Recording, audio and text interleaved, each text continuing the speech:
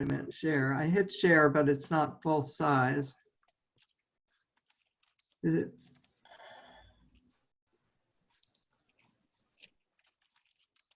It didn't come up. Wait a minute. It's showing, but it's not. Yeah, it didn't come. Oh, here it is. I think it's. Is it just taking its time? Yeah, here it is. Here it is. Now it's up. So Well, shall we get?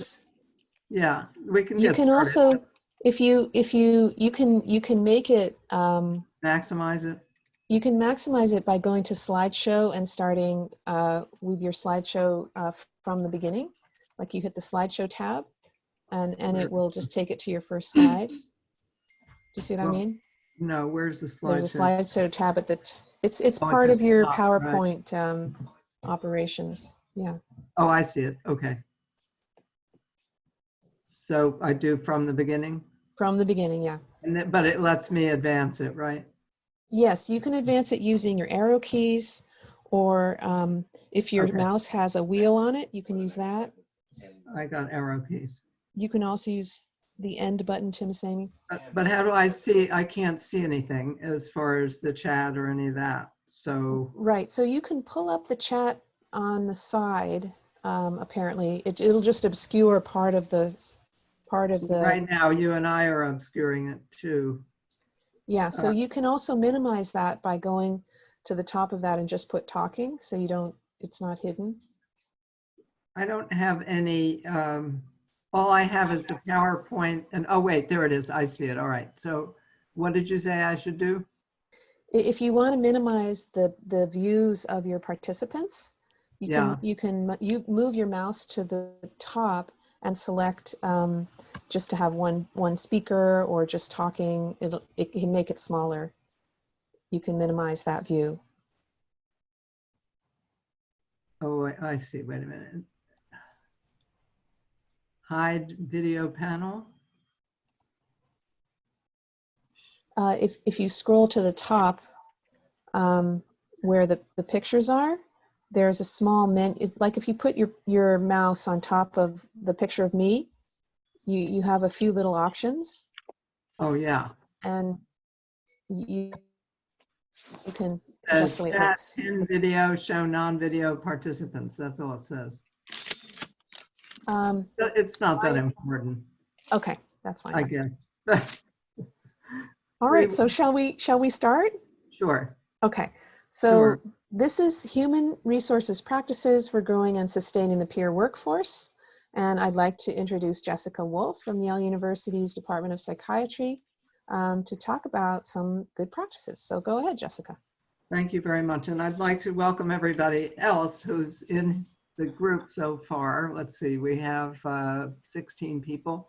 And I'm just curious, well, first of all, you know about muting your video and your audio, I believe. And if you're on the phone, you can mute by *6, either mute or unmute. There are handouts in the chat area that you can download for yourselves. And also, these slides will become available. Excuse me. Okay, we'll deal with that later. Sorry. I'm gonna have it turn off the phone. All right. We'll just ignore it. I'm sorry. There's nothing I can do right now. At any rate, you can download the chat, the handouts in the chat, and the slides from what I'm going to be talking about will also be available on the SHARE website. The other thing I'm just curious about is whether anyone in the group is actually an HR, human resources person, or in a management role. And Libby, how do we see that in the? You could raise hands or put it in the chat. How would we know? All right, do me a favor, folks. I can't see it easily right now because I'm going to do the slides.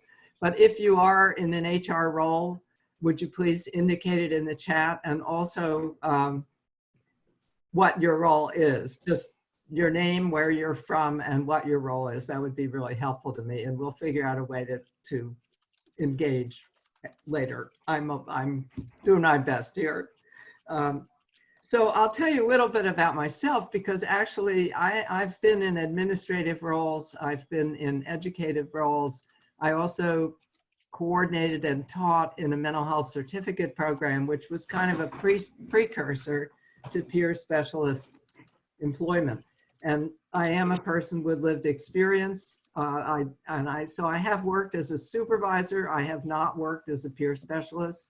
However, I have worked very closely with people who are peer specialists and care very much in my consulting work. I do focus on the peer workforce and career development and so forth. I've also been privileged to be a member of the SHARE team that's bringing this wonderful conference to you, and that it had worked on the grant. So without further ado, here's a picture of me. We can move on from there. The objectives for this workshop are kind of focused on HR roles in peer worker recruitment, employment, supervision, and career development. But I want us to think about HR in the context of an organization and in terms of the employment of peer specialists. And some of the challenges for both the HR folks as well as for the peers and their supervisors and the organization. So you can read these objectives, but that's kind of the overview of what I want to talk about. And I have too much material, I know, so I'm going to skim over some of it, but you will have the slides afterwards. A couple of things though to mention: we want to be thoughtful about cultural competence in everything that we do, and that certainly applies to HR roles as well as peer specialist roles and supervisor roles, and also to recognize stigma when it happens in mental health agencies. And we want to get rid of it, right? We want to change that. In order to do so, we have to acknowledge when it happens and be mindful of things that we can do to reduce it, many of which have to do with communication and understanding. We want to learn about what peer drift is. So peer drift means when peers are being asked to do tasks that really aren't consistent with peer values and practice. And sometimes peers do that on their own, and sometimes they're asked to do that. And either way, it's not a great thing because it takes away from what the peer role really can be at its best. And we want to understand the 5 peer services best practices. I'm going to mention them, but I'm not going to talk extensively because of time limitations. However, you have a very good handout that Libby Hartigan developed in the training that was done earlier this last year, actually. And if you refer to that, you'll have a very good idea of these 5 peer services best practices. Okay, why now? Well, I think we all know peers are here to stay. That's the basic reason. And there's lots of challenge around the peer role. And in fact, in an earlier workshop that Joanne Forbes did, she referred to the bumpy road. And I think that's a great analogy. You know, when any time a change comes to an organization, there's a bumpy road. And like right now, we're all living with a very bumpy road, right? This situation with the coronavirus.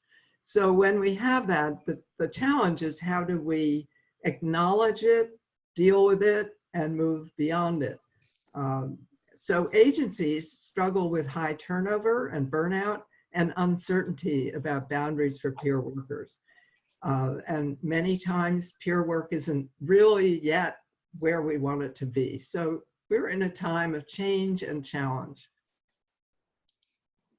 I'm going to gloss over this because I suspect many people here know what peer support is. I'd like to just focus on the mutuality, the non-clinical, building on lived experience, helping individuals to identify and meet individual life goals.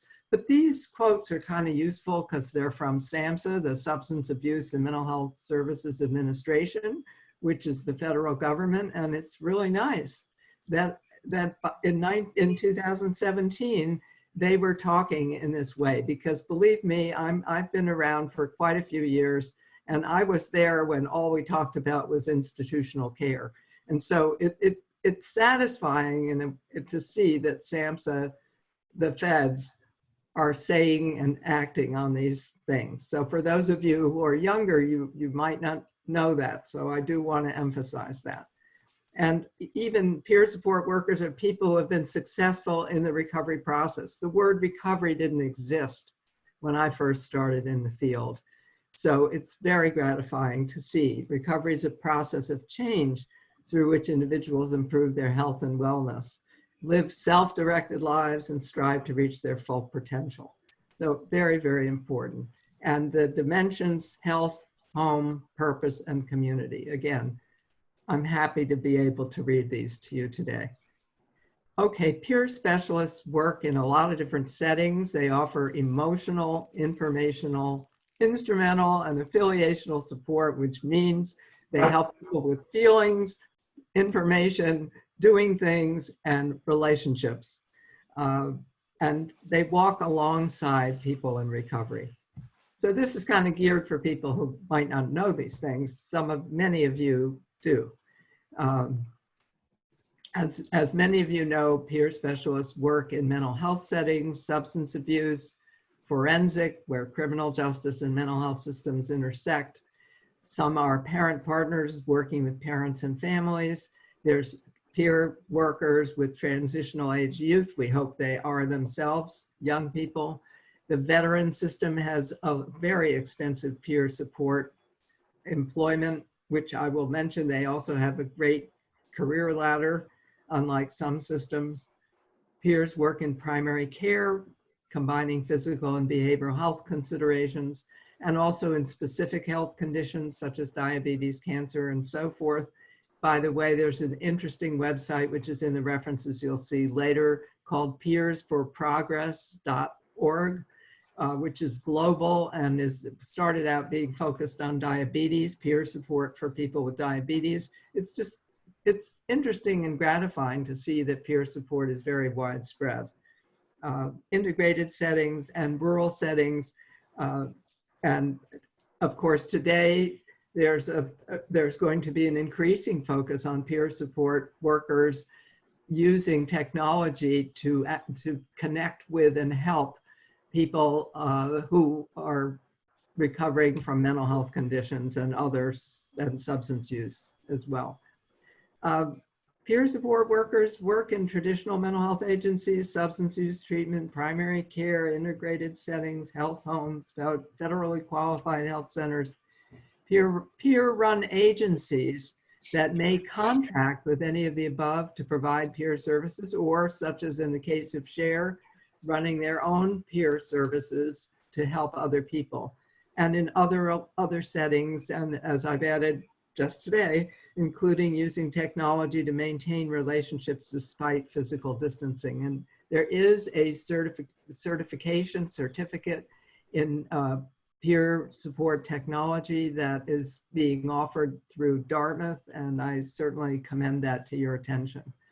Okay, we know that peer support is valuable for not just the person receiving services, but as well for behavioral health professionals and their systems, because peer workers educate their colleagues and advance the field by sharing their understanding of how practices and policies may be improved to promote wellness and resiliency. I'd like to say also that peer workers get benefits from helping other people.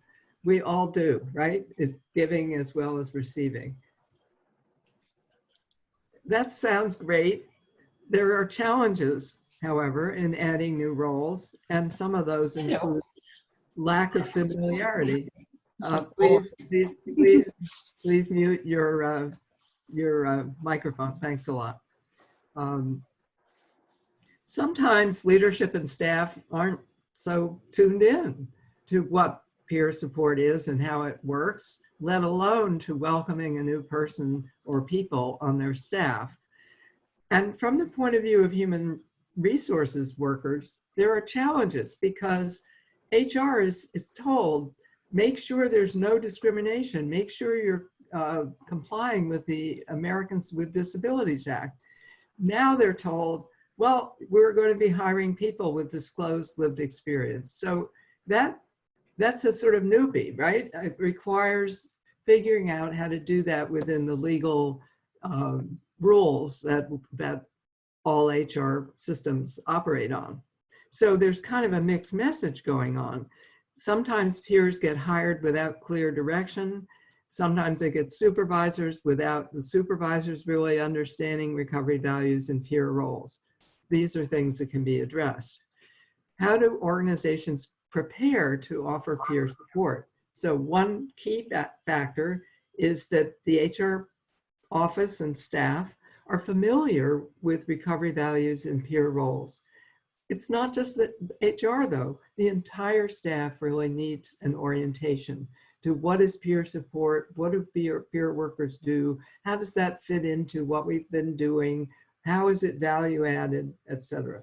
The areas that I'll talk a little more about through this workshop are recruitment and hiring, employment, supervision, and career development and advancement. So HR staff have quite a lot of challenges because, as I mentioned before, they have to figure out how to address disclosure in job postings, for example, as well as in interviewing, while being consistent with the ADA. And then there's the challenge of making sure that the role and the job description for peer support workers is clear. And you know, it's not just HR that needs to do that. Obviously, the leadership of the agency has to make a commitment to it. However, HR is sort of the container for things like job postings and recruitment. Excuse me. So I mentioned the need for clear job descriptions. One idea that has been suggested is to pair HR staff with peer support workers or consultants and team leaders to design and structure peer roles.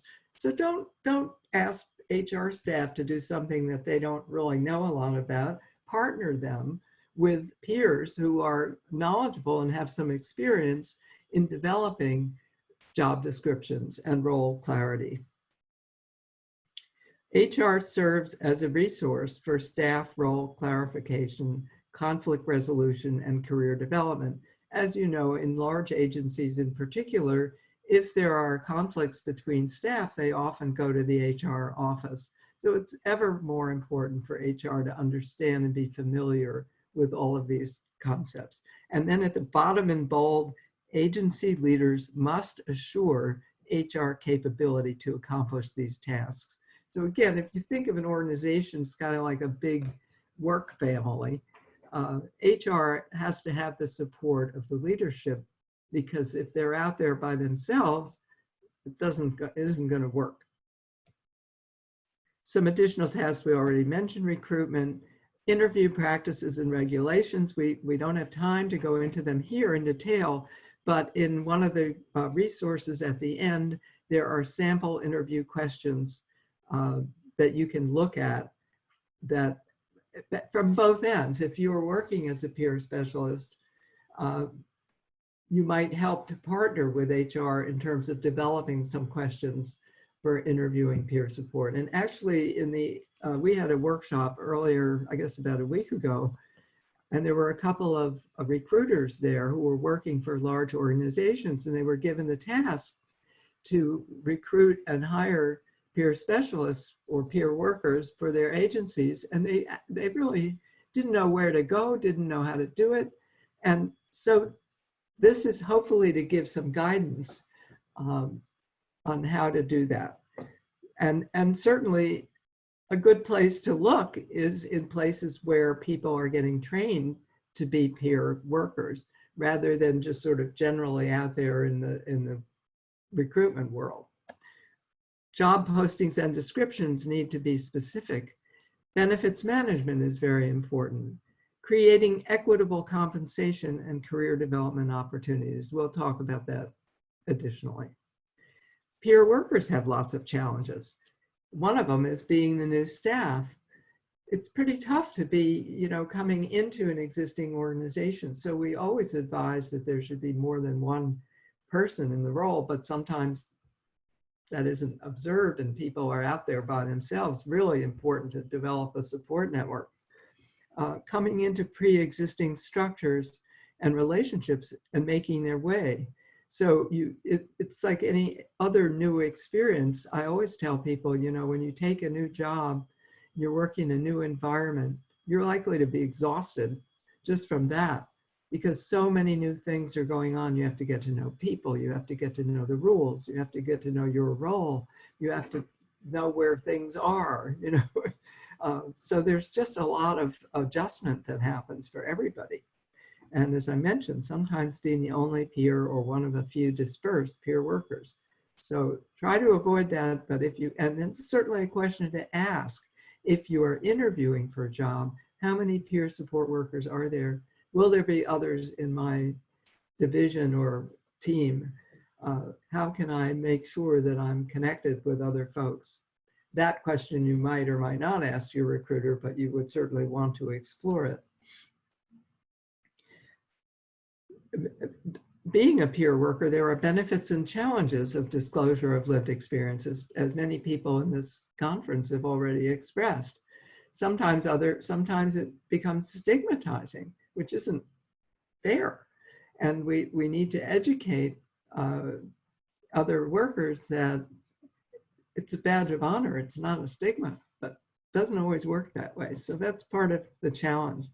Role clarity, I will probably say it 10 different times in the course of this workshop, is just so important.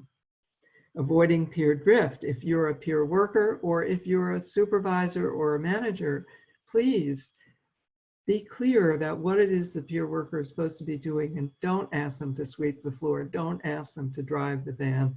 Don't ask them to pick up. Don't ask them to be a mini version of you if you are a trained clinician. That is not the job of a peer worker.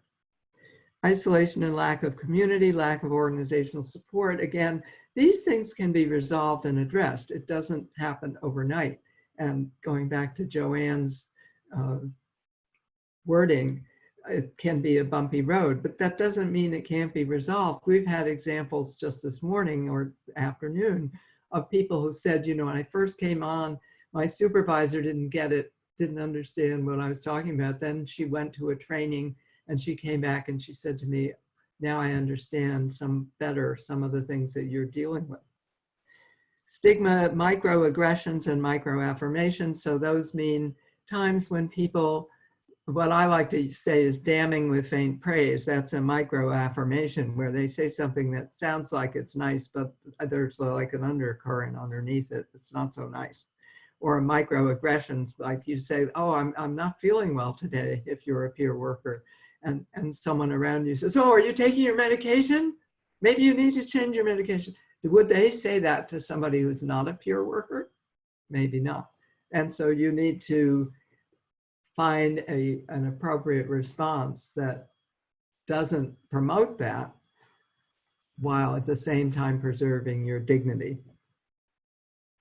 The 5 best practices of peer support that you have a handout for are evidence-based, and they are peer listening and disclosing, which again, I'm going to summarize very quickly.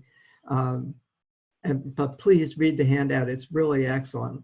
And this has to do with really being present for a person that you are working with, but actually, you know, it's a good skill to have for all of us.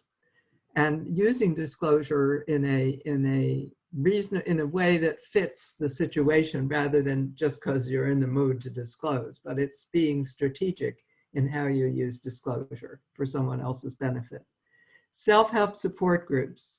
SHARE has demonstrated the value of those, as have many different research studies, and those are also available in the handout. And one thing that SHARE encourages, and you'll see this in this presentation, is that when a peer support worker is recruited, look to see if they have a solid history of being involved with self-help support groups. And for peer workers who are working now, offering and helping to connect people you're working with self-help support groups can be a wonderful and important resource. The helper therapy principle is that, in summary, that the person providing or offering help is also being helped by doing that. And the person receiving help can also be helpful to the person giving help in terms of the relational aspect of this interaction. Peer bridging is a very useful approach. For example, people are moving from one residential arrangement to another one. Having the support and encouragement and assistance of a peer bridger can be very helpful. So that's the idea of a person who's helpful in transitional change. Recovery planning, I can't emphasize enough. It's finding the goal, that the goal or goals that someone is looking to achieve, and then building an actual plan to accomplish those goals so that you can see whether the person is moving, so the person can see whether he or she is moving in that path, and whether you, if you're a peer support worker, are helping them to accomplish that.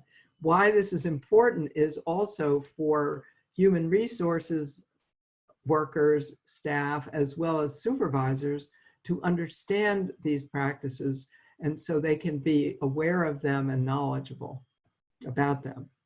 So right now, I'd like to ask whether, in your experience, your agency has implemented any actions to evolve towards mission-driven recovery values, including employment of peer support workers in authentic, accepted roles, and if so, how? And if not, why not? And what you think could be done to change. So I'm going to take a few minutes while you write in the chat some comments, and I may move this around a little bit so that I can see what people are writing in the chat, and then I'll return to the slides. So please go ahead and write some comments. Thank you.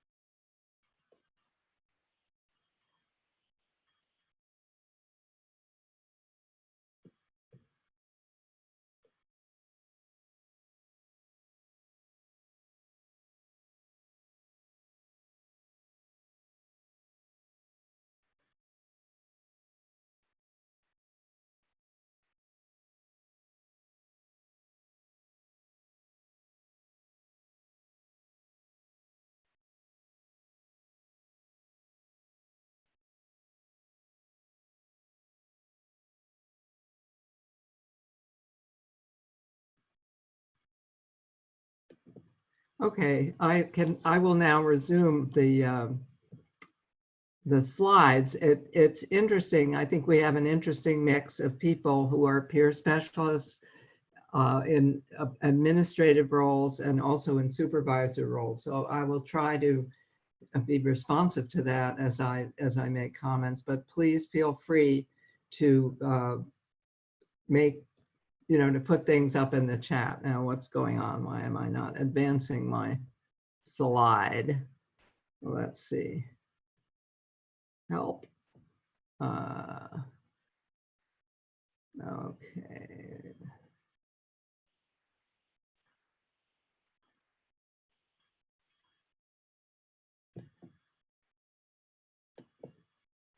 Okay, well, now I goofed. Let me see what I can do to fix this. Sorry.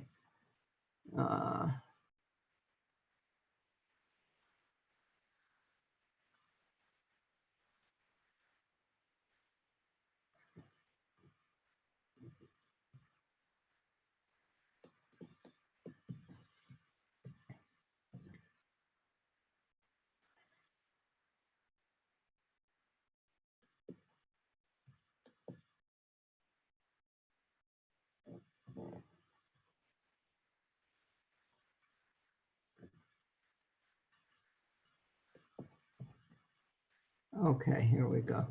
Hopefully that'll do it. Yes, it did. Okay, so we're going to talk a little about recruitment and hiring challenges and solutions. And I'm going to emphasize the solutions, but we'll also look at some of the challenges. So while I'm doing this, if you would think about what challenges you've experienced if you've been involved with either hiring or being hired. So feel free to comment from either direction. And either what solutions you've implemented or solutions you'd like to see implemented. So here's some best practices in recruitment and hiring. And this is built very much on the experience of my own experience, as well as the experience of folks at SHARE, who have had lots of experience in hiring peer workers. So hiring peer workers with a minimum of 1 year's experience attending self-help support groups without paid leadership, such as 12-Step and Recovery International, which I mentioned before in terms of the 5 best practices. Hiring peer workers who've been trained and can demonstrate their competence in evidence-based peer services. Having a clear vision within the agency of the peer role and a plan to support the practice of peer support. So again, if you are interviewing for a job, remember that you are interviewing the agency as much as being interviewed by the agency. You want to see that that organization has a clear vision of the peer role and a plan to support it. And if not, if you were to be hired and they're asking you to help strengthen that vision, some kind of assurance that you would be getting support to do that. And another example is having supervisors with experience with peer support. So it's a two-way street in terms of choosing to be a member of an organization, as well as being in the role of recruiting and hiring. Again, if you're in the role of recruiting and hiring, expecting and acknowledging a mastery of peer services. And the training aspect is really important. It's not just lived experience, it's also training in how to be a peer specialist. And again, having a plan to integrate peer workers, including addressing agency stigma, staff stigma, microaggressions, and the working environment. So you can see that it's not just, you know, okay, we wake up one day and we're going to hire a bunch of peer workers and we'll all live happily ever after. Much more complex than that. And really bringing peers into an organization offers the opportunity to change the values and the practice of the agency, but there needs to be an awareness and a consciousness of that. Again, having 2 or more peer workers who can support each other at work on a daily basis. Hiring peer workers in recovery who have serious mental health issues and difficult life experiences in their past. In other words, you want people who are going to be able to be helpful to the people with whom they're going to work. And so there needs to be a fit. Hiring peer workers with or arranging for them to get training in evidence-based peer services. So it goes to, again, the training issue and the knowledge issue. Some of the problematic aspects can be the things we want to avoid: seeing all lived experience as equal. Somebody who's never received peer services might have difficulty providing them. Assuming that anybody with lived experience can do peer support without training and support. So, you know, again, as I said, just because somebody's got a lived experience doesn't by definition make them be a qualified peer worker. Or thinking that the person who had the least difficulty getting into recovery is the first one to be hired.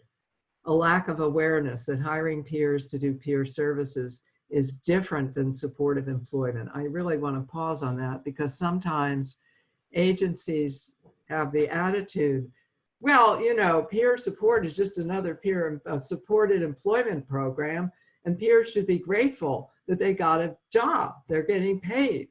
So that's not the case. This is not a supported employment program. It's a peer worker who has a profession of being a peer worker. Hiring somebody who suffered from situational depression as someone, quote, more normal, unquote, to perform peer services, to provide peer services. Some other problematic things, well, here we go again, role clarity. Hiring peers without role clarity, where job descriptions aren't based on evidence-based peer services and an undefined career path. The contract made me do it. In other words, we're hiring peers because we were told to do it. Not good. Hiring peers to do policing jobs, peers working in isolation. I've already referred to some of that. Assuming all jobs for mental health consumers should be in the public mental health system and not in the community. So choosing peer workers for their overall experience rather than their knowledge of and commitment to delivering peer services. So you know, sort of pigeonholing peers. It's, well, you can work over there, but you can't work over here. Not. Assuming that peer services aren't as effective as clinical services and therefore don't have to be delivered by trained, effective peer workers. They are a consumer, and I like that criteria. I want to stress that, you know, peer workers aren't clinicians. And so if we use clinical criteria to focus on hiring of peer workers, that's a disconnect. And also, peer workers are not in competition with clinical workers. They are different. They bring a value-added feature that can be helpful to clinicians because peer workers can do things clinicians cannot do. And by definition, clinicians can do some things that peer workers can't do. So they can benefit from each other's expertise. Choosing codependent workers without good self-care plans in place. So that's called setting people up to fail. We don't want that. Similarly, employment has challenges and solutions. And again, I'd like you to think about best practices versus in comparison to problematic approaches, and what challenges have arisen in your employment of peer workers, and what solutions have you implemented? And again, think about your own role. You know, if you're not HR, you can think about it in terms of the role that you have. Some of the best practices in employment include, once again, role clarity, clear scope of work. This is important, agency-wide trust building.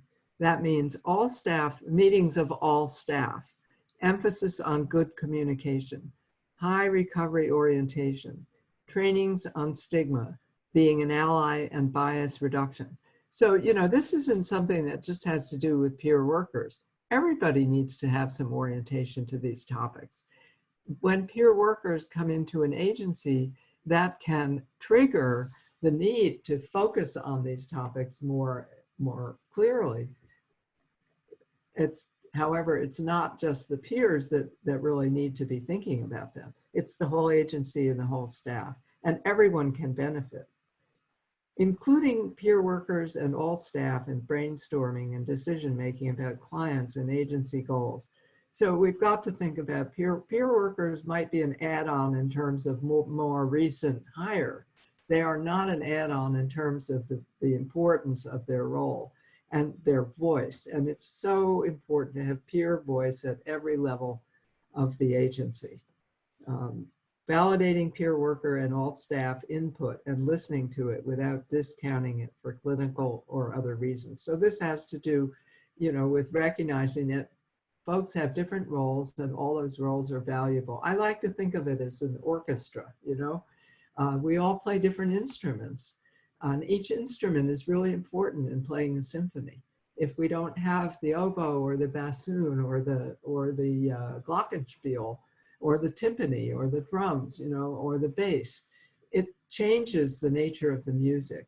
And so thinking of it that way helps, I hope, helps to see that we all have important roles. A plan for continuing education of peer workers and all workers. That's part of good agency practice.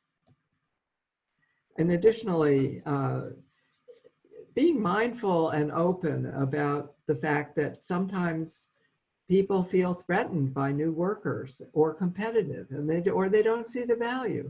And so rather than saying, you're not okay, you don't see things the way you're supposed to see them, talk about, well, you know, what's your concern? What's your anxiety? What's your worry? Can we have a dialogue about that? Eliminating othering language and practices at an agency, such as using derogatory language for people being served when clients aren't present. You know, the elevator talk or the corridor talk. Separate restrooms. Hey, folks, we all have certain needs, you know, and segregation is not what we're aiming for. Peer expertise and all staff input is solicited and included in agency planning and implementation of programs throughout the agency. Making sure that peer workers and all staff are keeping up with their self-care plans and support networks. Please don't think that peer workers are the only people that need self-care plans. Look at all of us today, whether we're here at this conference or we're living in LA or San Francisco or Sacramento or Colorado or Texas or New York. We all need self-care plans today, right? And I mean, in one way, this virus, as nefarious as it is and scary, has also helped us see our common humanity. So it's not just peer workers that need self-care plans, we all do.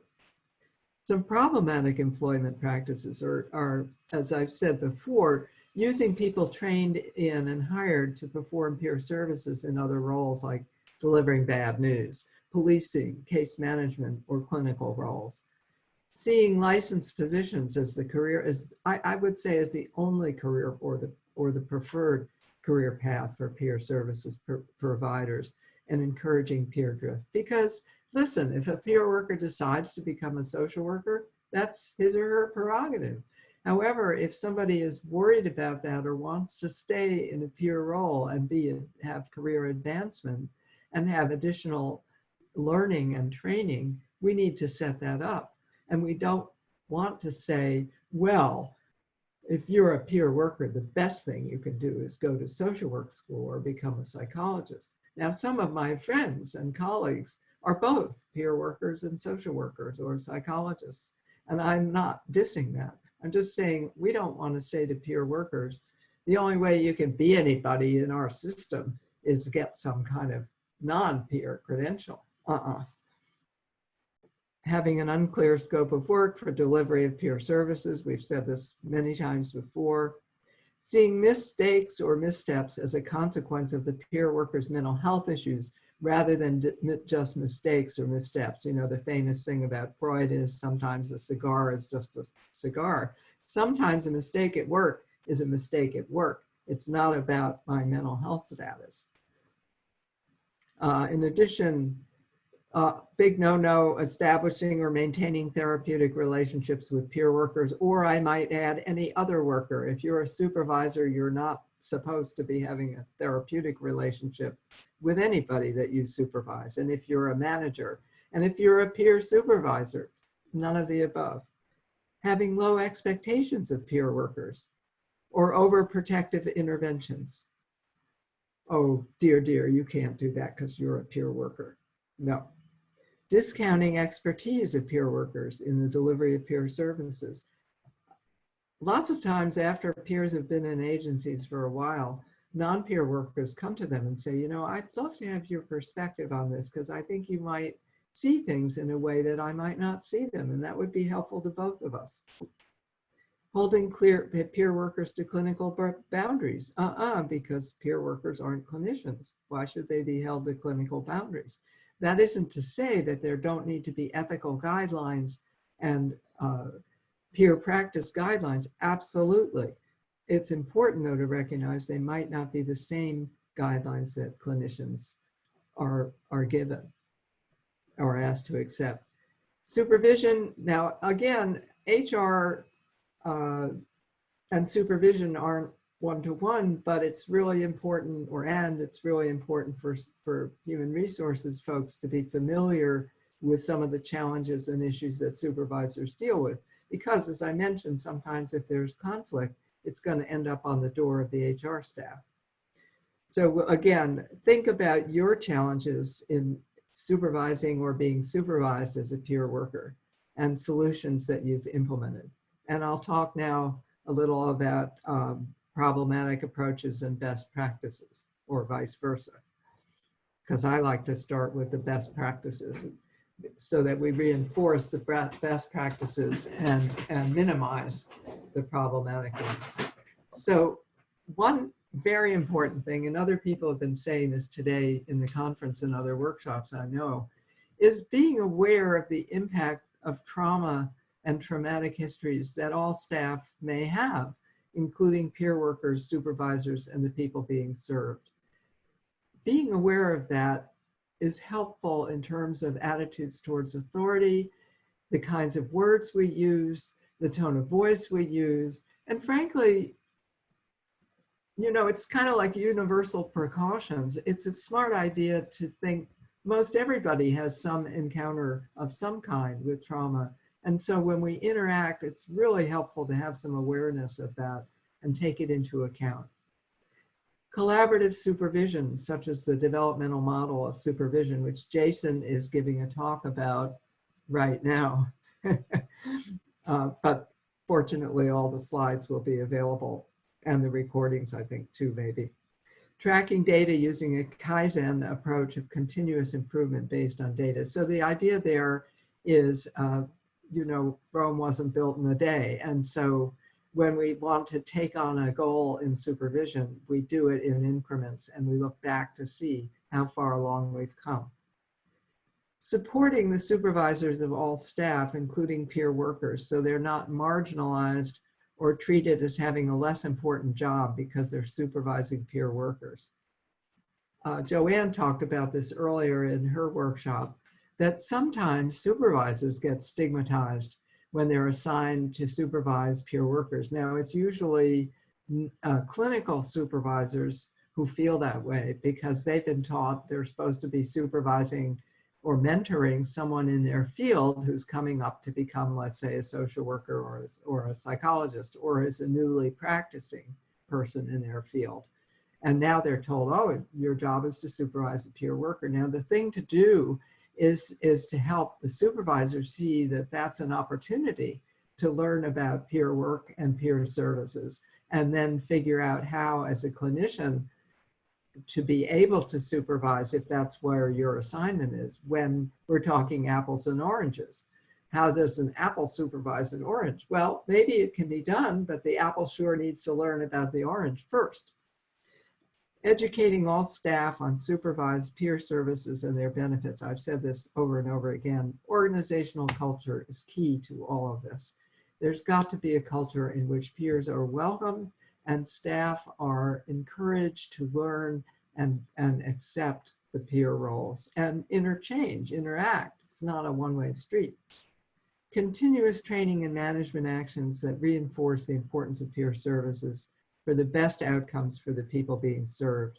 Again, this is training for everybody, and an agency that has an attitude of continuous learning is already on a good path, I think, because things change. Look at, none of us knew anything about COVID-19 a few weeks ago, right? Now we've learned all kinds of things. So that's an example, but it's true about peer services and also self-directed care and all kinds of self-determined care, rather, etc. Rewarding all staff, including peer workers, for success and celebrating failure as a path to learning. I had a mentor who was a state senator, as I recall, and he used to say that going to the legislature and submitting a bill and having it be defeated was a good thing, because it gave you the energy to work towards getting it passed in the future. And I thought, nah, not so much. But he had a point, you know, it can give you renewed energy. And failure gives you an opportunity to look at, how can I succeed, and do I want the same goal, and where can I go from here? Developing a career ladder for all staff, including peer services positions, so peer workers aren't in dead-end jobs. This goes for everybody in the agency. However, sometimes there's an attitude, well, they're just peer workers, you should be glad to be here. Well, yes, I'm sure peer workers are glad to be there. However, they might like to earn some more money, and they might like to go on to the next step. And so it's really important to think about that. Incorporating peer services into all aspects of what an agency is doing. And I would say leadership as well, very important to have peers in management and leadership roles. And the peer voice to be there at every level, including HR. Encouraging staff, including peer workers, to join online support groups, or if they can, a peer worker support group for support and to have a place to share issues at work. And again, I would say this is true of all staff. In my career, when I first started working as a mental health planner, I was very isolated. I had an office all by myself in a psychiatric clinic, actually. I made friends with the people in the clinic, and they became colleagues, and they were advisors and mentors. I also reached out to the other mental health planners, and I found those who could help me. And I would call them when I really didn't know what to do. I would say, yeah, I don't know what to do about this. Do you have an idea? So I created a support network. We didn't use those words then. I didn't have a clue. It was just kind of survival instinct, but it worked, and it was very helpful. Some of the problematic supervision practices are failing to recognize the traumatic histories of peer workers and supervisors. Exclusively authoritative supervisors. Supervisor says this is what you should do. Now, why don't you go out there and do it, rather than having a dialogue, a collaboration. Making supervision into therapeutic relationship. No, no, no. Undermining peer worker confidence by always asking, are you all right? Are you okay? Are you overwhelmed? Do you need time off? Are you taking your meds? Peer workers need to be treated like other workers, and there needs to be appropriate questioning. Obviously, if you're working, if you're a supervisor and your supervisee isn't doing too well, it's reasonable to say, I'm concerned about you, or you're taking care of yourself, but not to do that immediately and not to push too far. Devaluating the role of supervisor of peer workers, we mentioned that before. Lack of education about recovery values in peer workers. Again, this needs to be part of the warp and woof of the agency. Additionally, lack of training on the value and importance of peer services, using mistakes and failures as justification to reduce peer worker responsibilities or autonomy, lack of career ladders or arrangements for increased compensation, limiting peer work to mundane tasks, expecting staff and peer workers to work in isolation, segregating peers and other staff. Now we'll talk a little about peer workers' career development and advancement. And I'd like to suggest that you think about how can human resources encourage peer workers' career development and advancement, and what additional steps do you recommend to promote peer workers' career development and advancement? Again, please use the chat. I'm hoping that we'll have a little time to look at some of those suggestions and comments.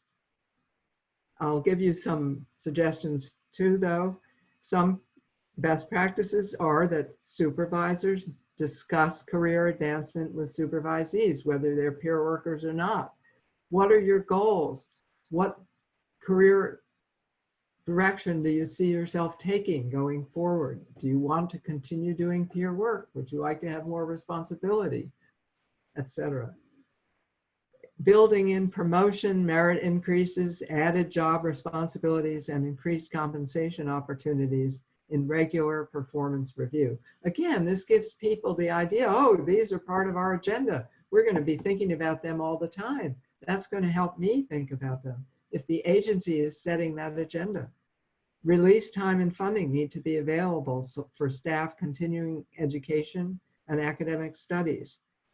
Very important to have peers employed in senior management roles. You know, when this first started, I was like, are you kidding? Now it's becoming more of a reality. Some organizations are run by peers, so they have peers at all levels.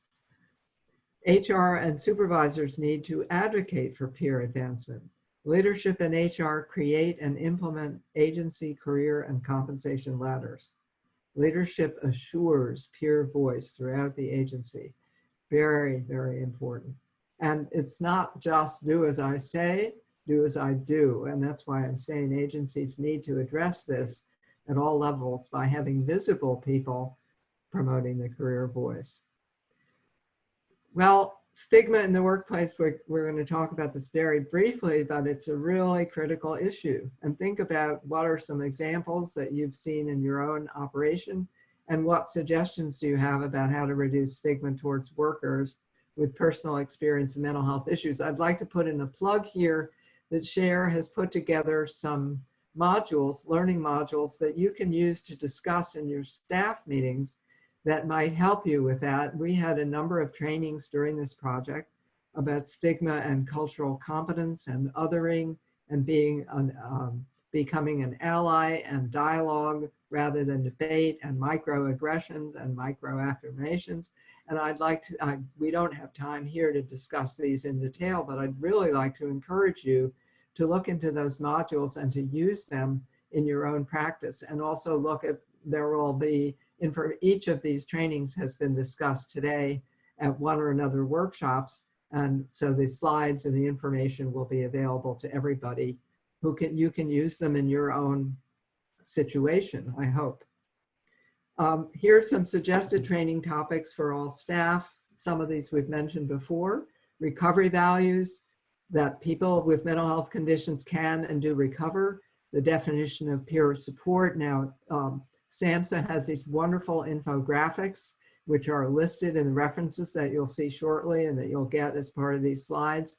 Please use them. And it's helpful to say they come from SAMHSA, you know, for people that may not be familiar with them. Learning about and using recovery-oriented and person-first language. You know, that's very, very important. I'm sorry about my phone. I think we'll ignore it. Or I don't know how to turn it off. Wait a minute, I think I do.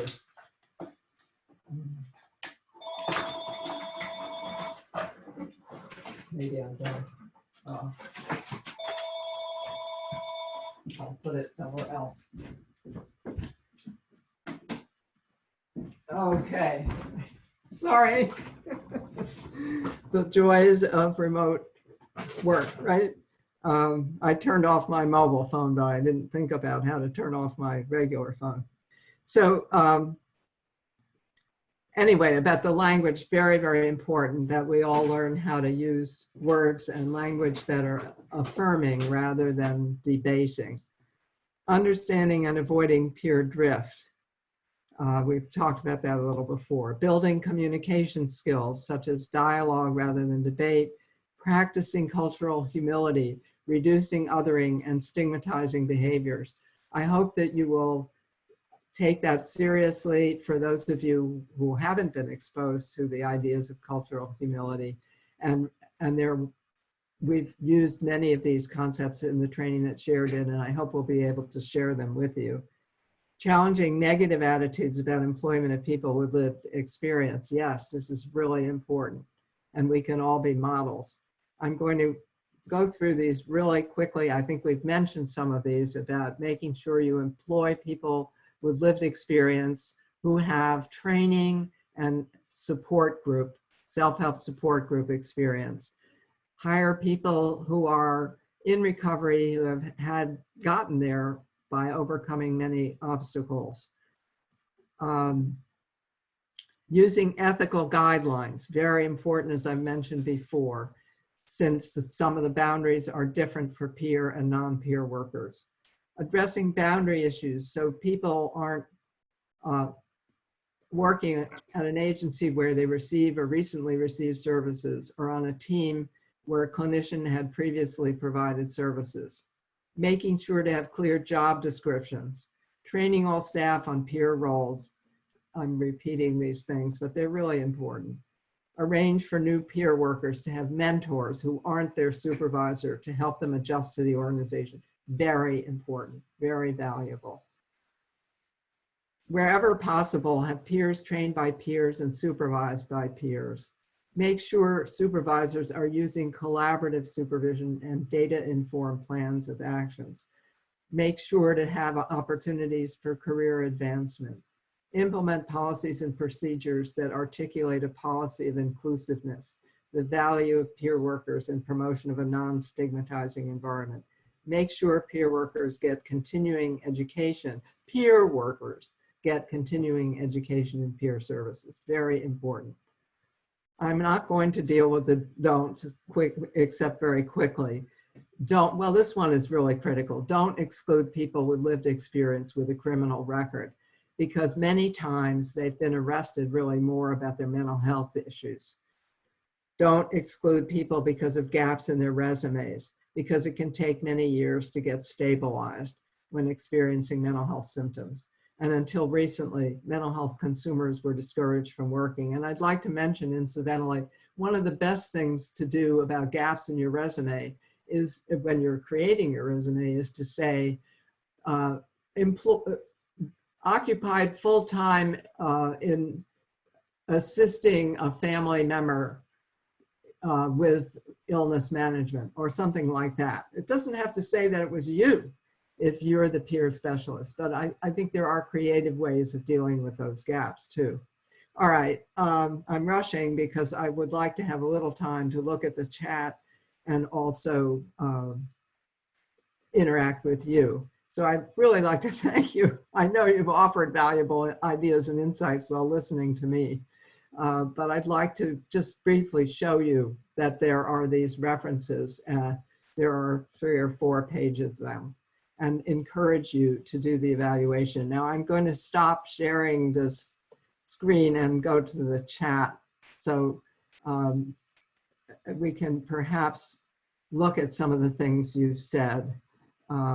Yes, the slides will be made available separately. That's my understanding.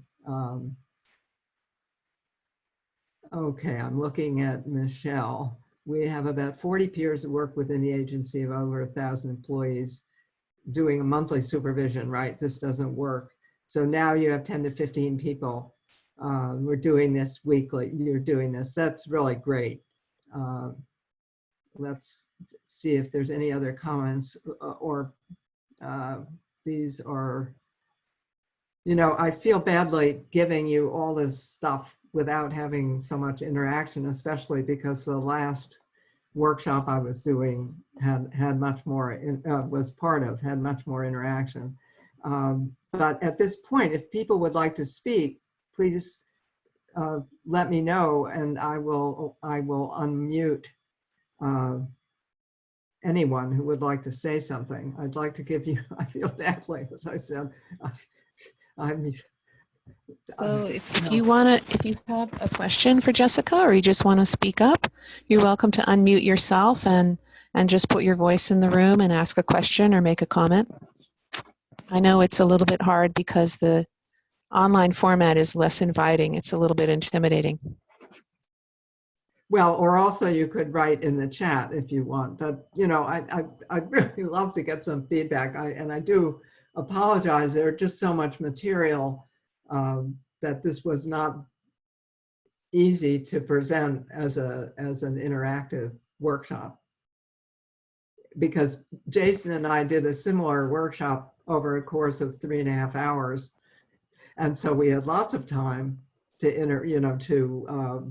to have interaction, but I made the decision that I wanted to make sure I had the opportunity to offer this material, and maybe there will be other opportunities to discuss it and, you know, to have more interaction, or you can certainly bring it back. Were you asking me a question? I'm sorry, I had ducked out to another. No, I wasn't. I was trying to say to folks participating that maybe they can use some of this stuff. All right, stuff. so I don't see other questions coming up. But I love that you're encouraging peers to consider the roles and responsibilities that their supervisors may have, because that might not be transparent to them. They may really not see exactly the pressures that are on the other people in the organization that they're working with. Even people who are on a horizontal plane, like a colleague who's at a similar level, they may not know exactly what they're supposed to do. So I think having better communication and understanding about these issues is really useful across the board. Yeah, you know, I was thinking about this in terms, well, does somebody want to say something before I do? No? Well, I was thinking about the one of the values that I have had, I think, by having worked in these different administrative roles, it has helped me to have some empathy and understanding for people in lots of different roles, you know, whether it's a supervisor or a peer worker or a person in the HR office or the leader of the agency, et cetera. You know, I think it's true that we often, you know, we get sort of like horses, you know, with those blinders on. We're familiar with our own role, but we don't necessarily understand some of the challenges that people have in the other role. That's what I loved about the training that Jason did about dialogue versus debate. You know, it has to do with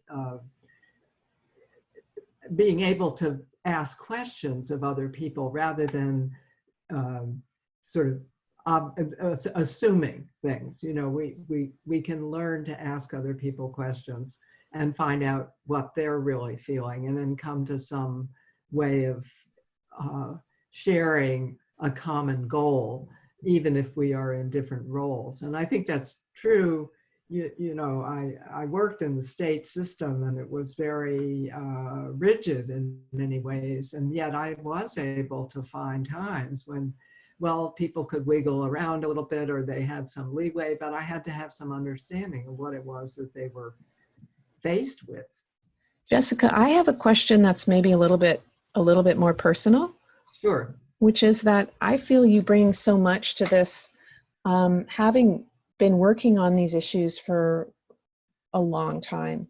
And I'm wondering if you could just observe what kind of changes you've seen in the behavioral health system, either in general or maybe just specifically in Connecticut, where you live, about attitudes towards peers, understanding of peer supervision. Like, you've been part of this massive shift that's happened over the past couple of decades, and I think it just might be interesting to hear from you what you've noticed about this big change, or what kind of changes maybe still need to happen. Well, you know, thank you. You're right, I guess. I'm not today deeply involved with the so-called treatment system in Connecticut, but what I see, first of all, is when I first started working, all we talked about was treatment. You know, we talked about getting people out of the hospital. It was sort of 3 hots on a cot, right? And then we started talking about rehabilitation. You know, we got exposed to the psychiatric rehabilitation philosophy. And then we started talking about recovery. And I think the fact, even though sometimes it's only lip service, the fact that the mental health system and the leadership of the mental health system in Connecticut, let's say, but in other states as well, has really taken up that idea. Now, that doesn't mean that it's always fully realized. And that's part of the challenge, I think, for the folks on the front line, you know, that it's walking the walk as well as talking the talk. And I think there's been enormous progress in talking the talk. And the extent to which the walk is being walked, I think, varies very widely. And that's part of the frustration that people experience, because if they're trained, you know, to have a certain set of assumptions, and then they go to work someplace and those assumptions don't turn out to be the way the MO, you know, the way the operation is working, it's very, very frustrating. So I think there's a gap, even certainly today. And the stigma issue, I mean, I do think there's a much more recognition in the society in general, as well as in our workforce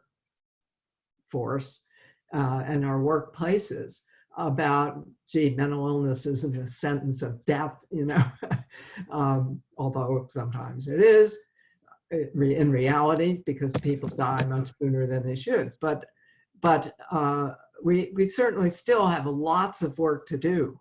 So I guess, Libby, I would say, you know, I think there's been progress, but we still have lots of way to go. There's Andy. Yes, say something. Hi, yeah, Jessica, I think I I just came on a few minutes ago. I was at another meeting in another place.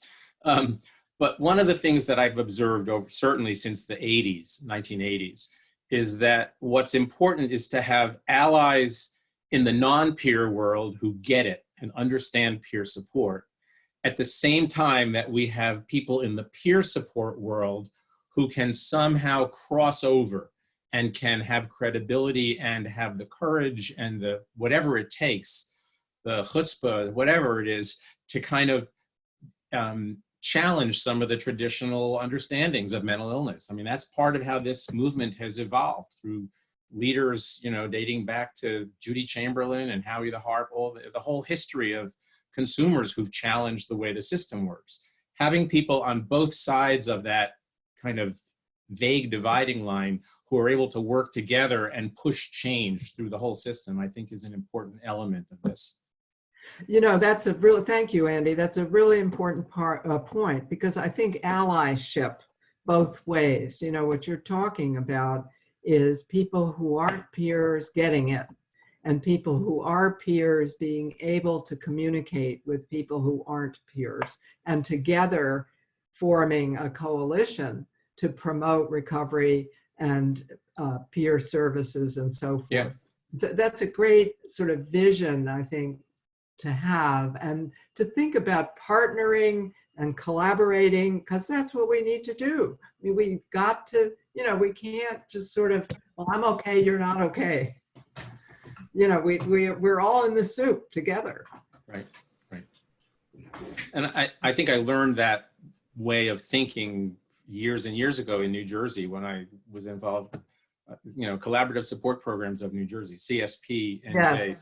which Yes. is, you know, where Peggy kind of, well, we started out at Marlborough Psychiatric Hospital, but both of us worked at CSP. And I think having that model of people collaborating across lines is just so, it's such a powerful way of making change. Yeah. No, that's very true. And that's a very, very good point. Thank you.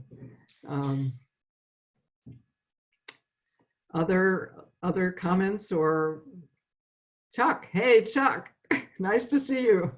Hey, Jessica. And speaking of the devil, and Andy was talking about others incorporating and working together. I just so appreciate your talk, and I appreciate what Andy said. And that's it's always a challenge to pull the recovery world and the biomedical model in, but when you do, I think it's really fantastic. Some of the cohesion and things that you can get out of doing that, and the synergy. So it's been one of the most important parts of my career thus far, is being able to work side by side with peers, and the changes that it's helped me get from that I didn't get in my training in medical school. So I just very much support what Andy's saying, and that theme of that. And for people that don't know, Chuck is an MD psychiatrist, am I right? Yes. Yes, ma'am. Yes. So, you know, he gets it. and so he has the ability to work. He works for Recovery International together with the whole big peer support program, and did you give it, you're next, right? You're giving a presentation next. I am doing next, yes, with Lisa. Lisa and I are doing it together. That's right. So that's at 4 o'clock upcoming in the Serenity Room. Well, I think that if there aren't any other questions or anything else, we're pretty much on time. We have 3 minutes if you want, or we can end now. So Jessica, I just wanted to thank you for the presentation. Really appreciate your sharing this with us, and I hope that you know, we'll continue to have more of these conversations as time goes by. Yes, well, SHARE, the organization, has done a great job in setting this up, and I'm honored to be a part of it. Awesome. Libby, will this Thank session you be? for your help. Is this session recorded? Yes, I am recording. We're recording, hopefully, if all goes well, all of the sessions, and we plan to make them available. We've gotten a lot of inquiries from people who couldn't make it today, who are very Yeah. interested. I think it's something that the whole system is struggling with, these questions. And so I do think that it'll be kind of like Netflix. There'll be the binge watchers who watch them at home. So yeah, I have a feeling that the audience for this after the conference might be even bigger than during the conference. And if you guys are interested, I've been looking at our numbers for today, and we've had anywhere from 150 to 300 people in each session across the different workshops. So there really has been some significant participation, and it's clear that people are really struggling with these issues and very interested in solutions, and hopefully some of that's come through today. Yeah, and I think a lot of people have been at one workshop in one session at one room when they also wanted to be at another at the same time. So recording it and making it available will be wonderful for us. Yeah, yeah. All right, so the next session in this room, which is the Prosperity Room, is Career Ladders and Accountability with Jason Robison. So I invite you to stay to the 4 o'clock session, and that will be the next topic. So thank you. And Thank thanks you. very much, Libby, for your assistance. No problem. And if anybody wants to just stay in the room and chat, you can do that too.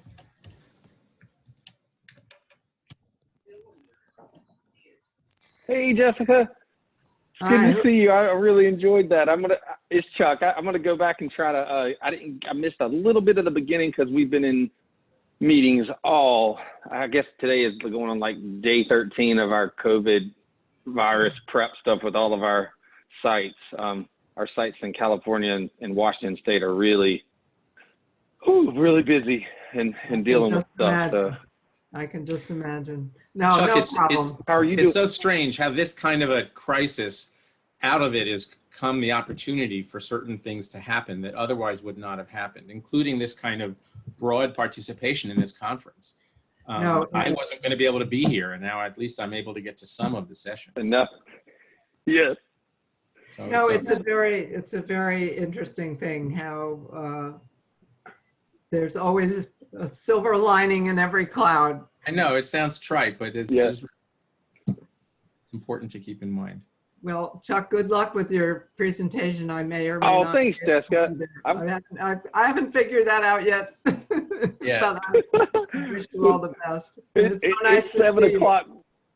Yes. It's 7 o'clock my time here, so I'm gonna have to stay awake through it. Yes, All right. I'm on the same time zone that you are.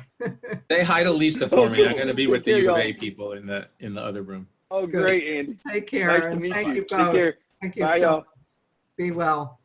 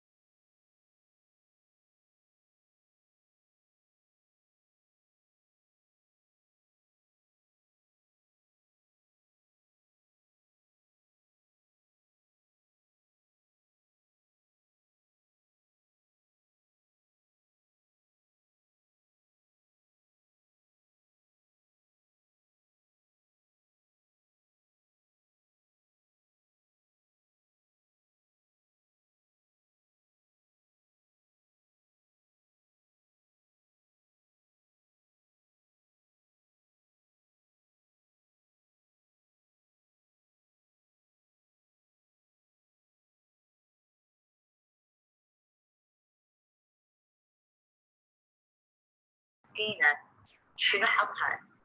انت راح تفكرها.